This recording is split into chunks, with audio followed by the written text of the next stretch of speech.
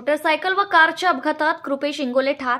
Photographer असलेले कृपेश हे लग्न समारंभात फोटो काढून शेंबाळपिंपरीकडून मोटरसायकल MH38 AB 7112 ने आपल्या गावी आमदरी येथे जात असताना विरुद्ध बाजूने पुसदकडून शेंबाळपिंपरीकडे भरधाव वेगाने जाणारी चारचाकी अचानक दुचाकीच्या बाजूकडे वळल्याने शेंबाळपिंपरी पुसद रोड हिवळणीपासून सुमारे अर्धा किलोमीटर अंतरावर हिवळणी येथे अपघात झाल्याची सदर माहिती मिळत आहे. सदर तरुण कृपेश इंगोले राहणार आमदरी, वय अंदाजे 27 वर्ष हा अपघातात जागीच ठार झालाय.